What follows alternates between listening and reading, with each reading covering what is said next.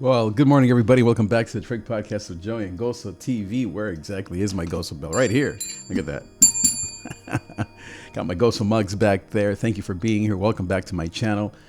Welcome back to this video or audio, wherever you're watching this. Make sure you like, subscribe, comment, hit that notification bell. Make sure you hit that like button, comment, let me know how you're doing. This is now Thursday. What is this today? The 6th of June. They call it here in the LA area June gloom. They call June gloom because it starts out at about 60 degrees and then it goes to a glorious 75 or 82 about, I don't know, noon or 1 o'clock. So hope you're doing well. I'm doing awesome. Have had a great week. Last night I got to go to a graduation ceremony for one of our high schoolers at church, and also didn't work out this week, but I'm hoping tomorrow or maybe even today. I'm also pumped because I'm finalizing all the details of my summer teaching series at church. I'm going to be calling it Recovery, 12 Steps to a Better You in Christ. So I'm excited. I'm going to look at a book that I've been reading the last few months on the 12 steps from AA. But it's more broad than that. It talks about all kinds of hang-ups, hurts, and habits that we have, such as shame, such as loneliness, and those kinds of things. So I think it'll be really, really powerful, especially in the summer, as people are looking for hope and for direction, for something that will hopefully give them the tools to go into the fall with better tools. But today I wanted to talk about the idea of how to stop feeling lonely. But first, my Goso coffee of the day. Let's see how it tastes. This is amazing, guys. Love it. Really good. I also have my pink cup here with my water. Let's see here. A little bit of hot and cold. Always good. But yes, so today, talking about loneliness. So I am extroverted introvert, I guess I would call it. I definitely need my downtime, but I also love people. But you're an introvert because after all that time with people, I need to recharge. And so that's very true of me. And so even though I love people and I hang out with people, there's still this sense inside of many of us of loneliness. And so leave me a comment below, just say yes or a thumbs up if you deal with loneliness. Everyone feels lonely. Everyone feels like they're alone in this world at times. But I think some people deal with it more than others. Now, you may say, well, you have everything. You have your wife and your kids and a church, and you have no reason to be lonely. So that's maybe the biggest hang up that people have, or misconception, is that loneliness is based on reason or based on circumstances or based on how many people you have in your life.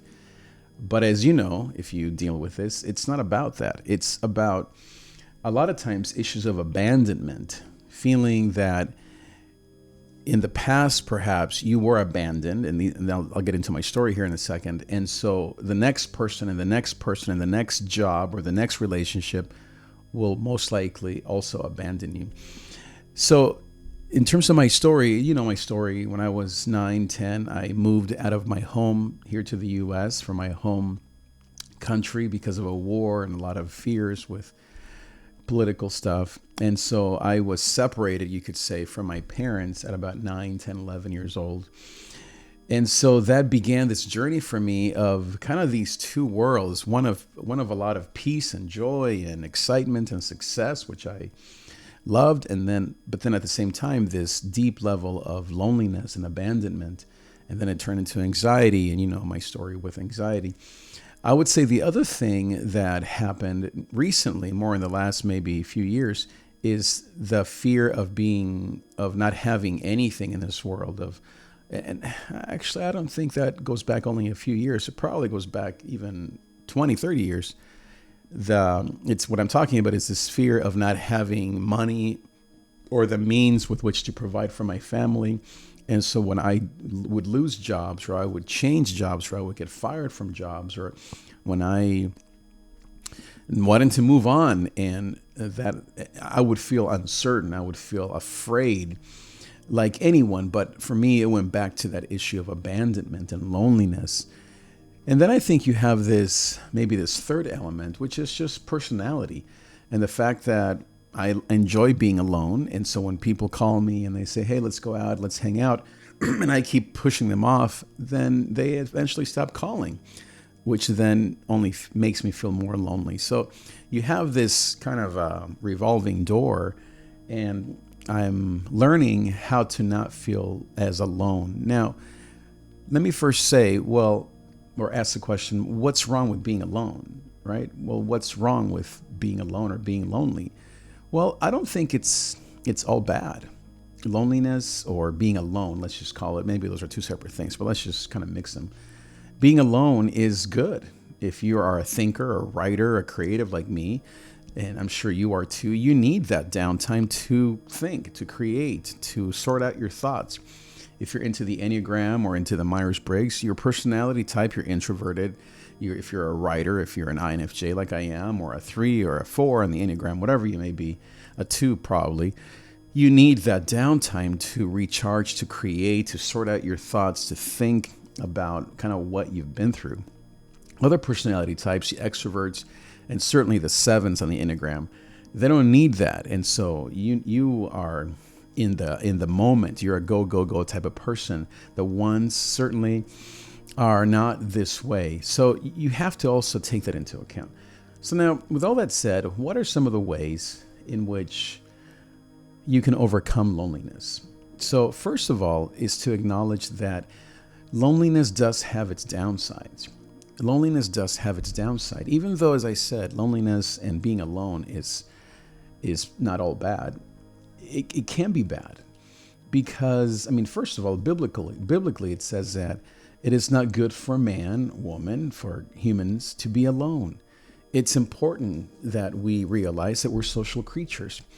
Now, you may say, well, I have my mom, I have my boyfriend, I have my husband, I have my parents or my siblings. All that is good, but you have to go beyond some of that nuclear family or that one person, because that one person can't handle all of you, right? You need someone else to carry your burdens. And especially as introverts, as I said, we have so many thoughts that we sometimes have to get that out somehow. And I do that a lot through writing or through these videos, right? Even though nobody watches and nobody's here, and it doesn't really matter to me that much. It used to matter a lot, but I do it mostly to get my thoughts out and to sort out what I'm thinking. Loneliness is a problem because we have so much to share. And even though social media and all this stuff gives you the appearance of friendship or gives you the illusion of relationship, at the end of the day, I mean, I'm here just sitting in this room talking to a computer. I mean, you can think it's kind of sad. It isn't, only because there is a potential that one person, mostly my mom, or my sisters, will hear this and will have some reaction, some response to it. But human contact is really the only way that we can feel connected. Now, some may argue that they have built great relationships online, but they're mostly transactional. Any relationship that you have online is mostly meaning if it's not a real person that you actually know, it's just transactional, meaning they're there because they're consuming your content, and you're there because you want them to buy your content or to consume your content because of this and that. And so I would say that social media friendships are nothing. They're zero. I mean, they are irrelevant to this conversation of loneliness. In fact, all the studies, all the data, all that I have researched says that social media adds to the feeling of loneliness. It only makes things worse. And I think we all would agree. So that's the first thing, is to realize that to be alone isn't all good, and that you need more than just that one person or that one good friend. Second, I think that loneliness is often a reflection of your regrets. and of all of the shame that we all carry, that guilt and that shame and those regrets that we think about. Loneliness, at least in my life, often comes, as I said, as a result of feeling that why would anyone want to spend time with me anyway? And I know this sounds so depressing, but I'm just walking you through the actual steps of what loneliness tells you or what it does to you. I would say that even though we are all awesome people, that it's easy, I know, for me to feel like I am just unworthy. I am not deserving of people. It's almost this dichotomy, I would say. Half of us, maybe you can relate to this, we think we are the God's gift to this earth, and everyone should be our friend because, come on now, why wouldn't you want to be my friend? I'm so awesome, right? But then the other half is maybe even stronger, and that thought says, why would anyone want to be your friend? You are not deserving of friendship, of love, of affection, of time, of all these things, because you think of all the regrets, all your failures, all your misses and your near misses in your thinking how inadequate you are, or how filled with shame you are. And so I would say that the second tip in how to recover or how to overcome loneliness is to work on your inner strength, on your identity, on realizing and actually diving deep into those things that help you feel strong on the inside. That could be faith. Obviously, that's an important one.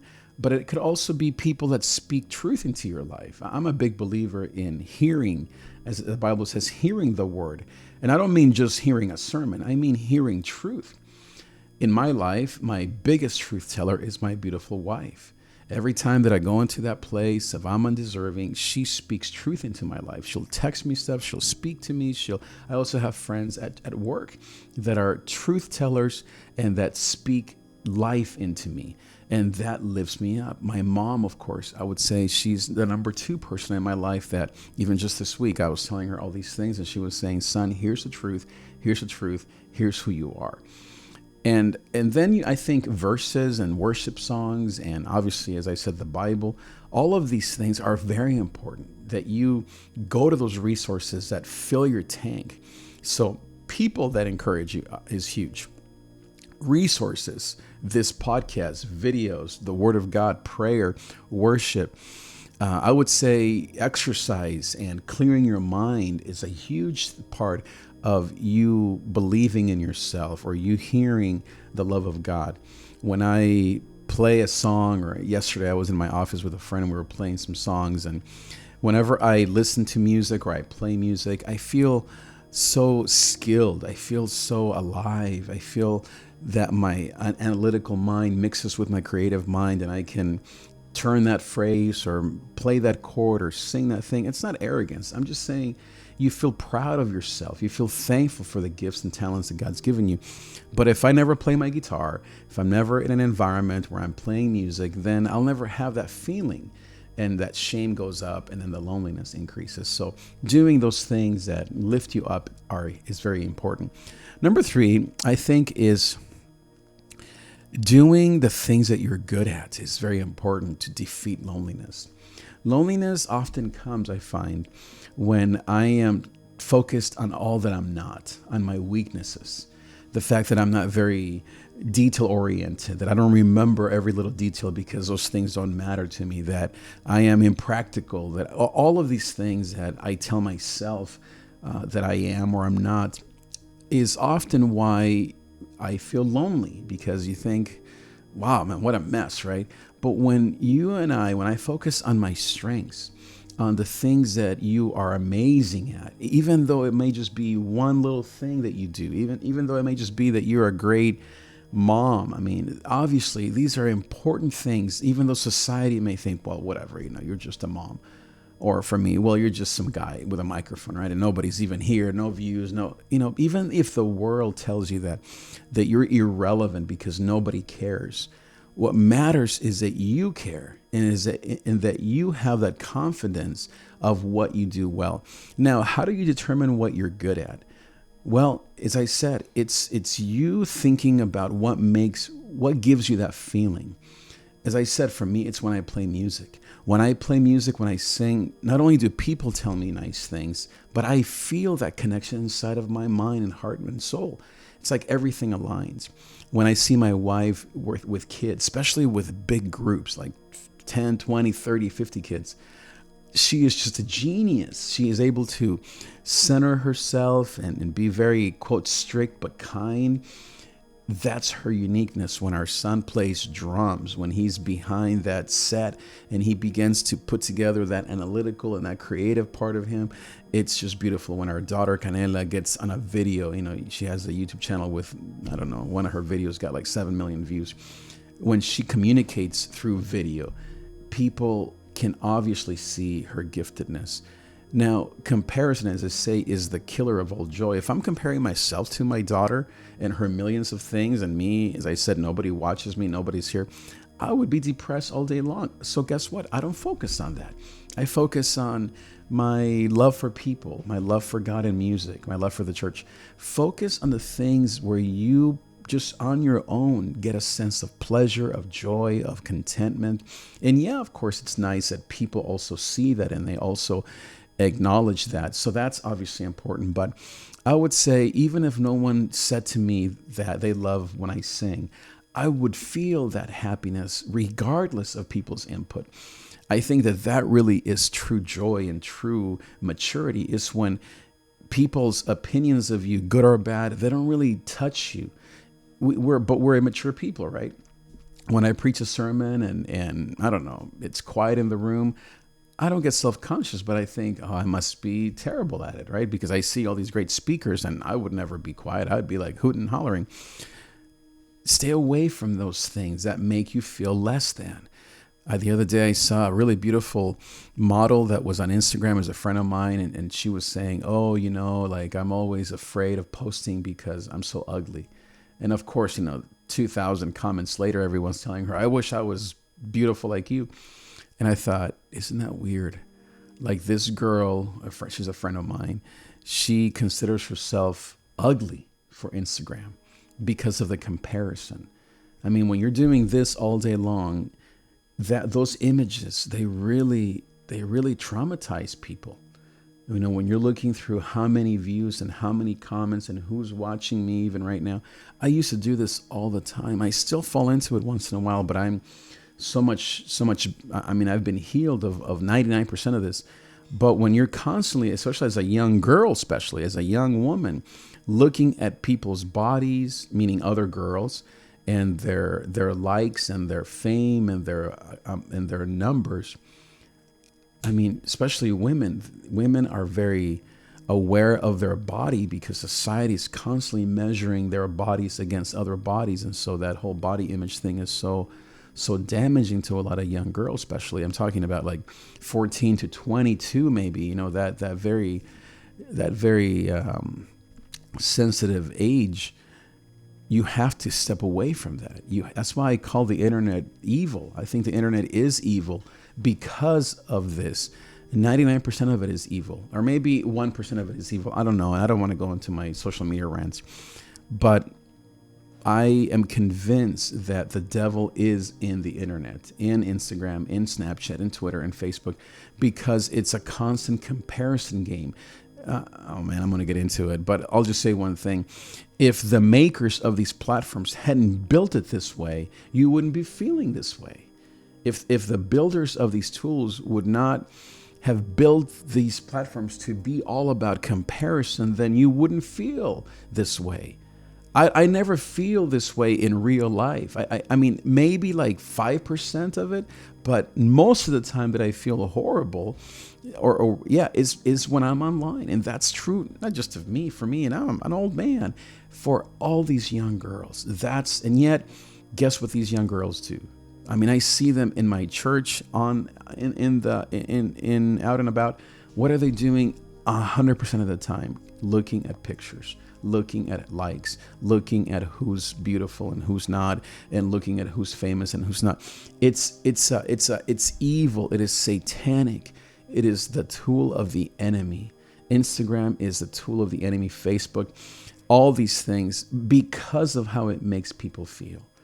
It's not just because I'm thinking technology is bad. I love technology, but because it damages people's self-esteem and all this stuff, it causes more loneliness, depression, suicide, lack of energy, procrastination, laziness. And so there go your grades, there goes your job. You don't go out to get work because you're feeling so insecure. Not even insecure, it's beyond that. You feel worthless and you feel lonely. So all of that stuff is what happens, and you end up kind of in this revolving door. So I think the solution, at least to this whole thing of, as I'm saying, with social media, is to step away from it forever. I don't mean like take a 30-minute break or a 30-month break. I mean day break. No, I'm talking about having a complete, just not an unplug, but a throwing away of these tools as as ways to connect with people and to actually connect with humans.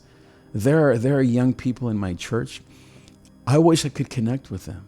I wish I could actually talk to them, but they don't even let me talk to them, except for more than maybe 30 seconds, if that, because their minds are already like a rat. I'm not saying they're rats, but just in terms of how these tools are made, we are all like these rats or these monkeys or these rabbits in these cages that are trained to go back to this horrible tool called the internet to get, I don't know exactly to get what, to keep comparing ourselves. Maybe we think, well, maybe this time I will go viral. Maybe this time I will feel like I'm catching up to that girl on Instagram or to that model or to this influencer. And where I'm sometimes sitting across from these young people thinking, if I could just have 5 minutes of your time, and they could be a 35-year-old woman with 3 kids. The same goes for them. I sometimes think if I could just have 5 minutes of your time, I could change your life, because I actually do care and I have love, and I'm not going to judge you, and I'm not going to make you feel all these things. And most of all, I don't have a mirror in front of me, and I'm not going around just having you stare at my face and seeing yourself there. I wish we had 5 minutes. I wish I had 5 minutes with most of my young people. And like I said, it's not just young people. It's 35-year-old women, 45-year-old. The men seem to they have other problems. We have other issues. But certainly the young, I would say all women, I'm not being sexist. I'm just saying that the statistics are that 80% of people online are women. That's just the statistics. And so just looking at that, it's a problem that I wish we could fix. And going back to loneliness, I think that loneliness goes through the roof the more that you're online. And so the fix to that is to destroy these tools completely. I look forward to the day when the internet literally will be shut down and there will be no more internet except for maybe, I don't know, buying things or fixing things or actual practical things. I look forward to the day when there will be an internet 2.0. Social media, remember, it's not the internet. That's just what these billionaire minds, evil minds have built into the internet to make millions and billions of dollars for themselves and their stock holders. That's not the internet. The internet is just being used by social media platforms, but that's not the internet. And so I look forward to the day when these tools will go bankrupt, and there will be new tools that use the internet, but actually without the likes and comments and metric and all this horribleness that's been built into the internet and into these platforms, so that we can actually use the internet for good. I have no idea what that means. I don't think dating apps is the way.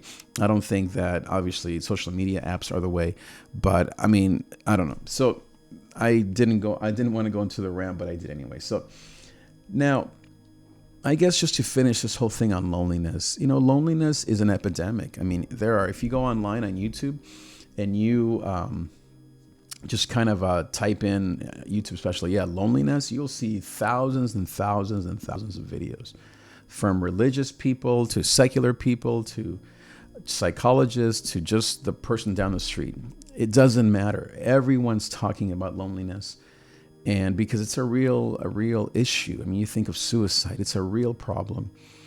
I think the church is very able to fix the problem of loneliness because we're built on relationships and faith, and there's a social aspect to it. People, I remember, would often criticize the church by saying, oh, it's just a social thing. What do we call these tools online? Social media. What's wrong with social? Why shouldn't church be social? It's what we all need. And yet I wish people would, in fact, I wish people would see the church as social and not Instagram as social media. But I think that the church is poised. It's ready to be the answer to all these problems. That's why I give myself, and whatever's left of my life, I hope I can do this for 50 more years. That's why I give my whole heart to the church. And this stuff that I'm doing here online, even though literally nobody's watching me right now, like 0 views. And if you look at all my videos, like 0. And again, it matters very little to me now compared to like 5 years ago. I do it because I know that there is a need for love. There's a need for connection, for relationship. I know that there's a real need in this world for genuineness. Whether you are 15 or whether you are 55, we need relationship. We need love. We need someone to tell us that they're proud of us for graduating from high school. We need someone that can tell us that they're proud of us for working so hard at our first job. We need someone to say to us, hey, don't let that person bully you or talk to you that way. We need people that can actually remind us of the love of God. And it's not enough to just have a mom and a dad. You need a greater connection. If your parents were enough, then why are you online with your millions of friends online? Obviously, it's not enough. Obviously, we all need more than just 1 or 2 people to encourage us and guide us. We need a whole village, a whole city, what I like to call a whole city of God, which is called the church. We need that church, that city of God, to encourage us and to guide us along the way. So I guess my action point is commit to the church. Go back to church. And if you're already doing that, double down.